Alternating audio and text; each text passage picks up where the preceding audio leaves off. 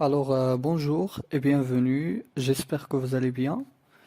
Si vous êtes des étudiants au lycée, soit au tronc commun ou première année baccalauréat, vous entendez souvent parler des figures de style. À chaque fois, les figures de style. Vous vous dites parfois, qu'est-ce que ça veut dire les figures de style? Dans cette vidéo, on va essayer de les définir. On va essayer de parler un petit peu de ces procédés linguistiques, de ces figures de style. Et on va essayer de voir quelques exemples. D'accord? On va commencer tout d'abord par une définition. On va essayer de définir les figures de style. Donc, ici, nous avons quelques petites définitions. Donc, qu'est-ce que ça veut dire une figure de style? Donc, la figure de style, c'est un procédé d'expression, c'est-à-dire une manière de s'exprimer, une manière de produire une phrase qui vise à produire un effet, une émotion, par exemple émouvoir, séduire, convaincre ou attirer l'attention.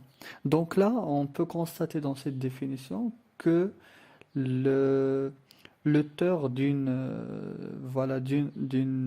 œuvre littéraire, par exemple, d'un texte littéraire, elle utilise ces procédés afin de produire un effet, c'est-à-dire afin de d'émouvoir, par exemple, le lecteur, ou de le séduire, ou de le convaincre, ou bien d'attirer son attention.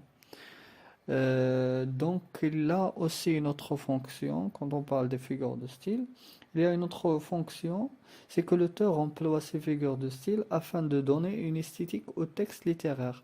C'est-à-dire, quand on a une phrase, on a un énoncé qui contient une figure de style, donc la figure de style lui donne une beauté. Donc c'est un texte, les figures de style donnent une beauté au texte littéraire. D'accord? Donc c'est une manière de dire, c'est une manière de produire les phrases. On va voir des exemples. Donc là, nous avons le premier exemple. Elle est très fort comme un lion. Donc là, dans cette phrase, nous avons une figure de style qui est la comparaison. On va les voir en détail par la suite dans d'autres vidéos, mais là, c'est juste pour voir quelques exemples. Donc là, on a fait une comparaison entre deux éléments, il, le sujet et le lion. Donc on appelle cette figure de style la comparaison. Un autre exemple, je meurs de rire. Je meurs de rire. Donc là, on a une exagération dans cette phrase. Je meurs pas vraiment, mais c'est juste une exagération et c'est juste une manière d'expression. On appelle cette figure de style l'hyperbole. Un troisième exemple, malheur, malheur à moi, je suis le plus misérable. Donc cette phrase est tirée du texte La boîte à merveilles. On appelle cette figure de style anaphore. Pourquoi? Ou c'est quoi l'anaphore? Donc là, c'est la répétition d'un mot à chaque début de phrase. Donc on a malheur, malheur. Chaque début de phrase, on a répété le même mot, le même terme. Donc cette figure de style, c'est l'anaphore. Les figures de style sont réparties en plusieurs types. Donc il y a plusieurs types de figures de style. On va tout d'abord voir ces types. Les types de figures de style.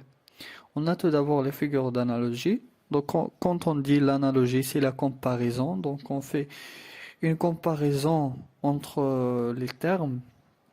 Soit donc on a un comparé, on a généralement un comparé et un comparant, et parfois on a l'outil de comparaison.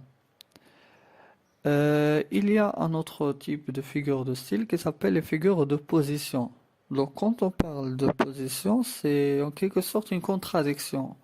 Une contradiction entre quelques termes, soit entre les termes, soit la phrase et le sens, et ainsi de suite. Le troisième type de figure de style, c'est les figures d'insistance ou d'atténuation. L'insistance, en fait, c'est quoi? C'est insister sur une idée, c'est mettre l'accent sur une idée. C'est donc insister. Mettre l'accent sur l'importance de quelque chose dans une phrase.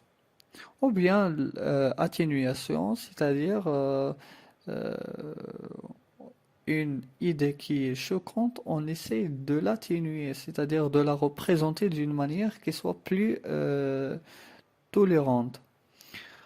Un quatrième type de figure de style, c'est les figures de substitution. En fait, substituer, c'est quoi? C'est remplacer le terme par un autre. Donc, substitution, on fait en quelque sorte un remplacement. On met à la place d'un terme un autre terme, tout simplement. Donc, voilà tout pour les types de figures de style. Dans d'autres vidéos, on va essayer de voir ces figures de style en détail. Donc là, c'est juste une répartition et un éclaircissement. Qu'est-ce que ça veut dire, les figures de style? Voilà tout pour cette vidéo. Je vous remercie et je vous souhaite bon courage.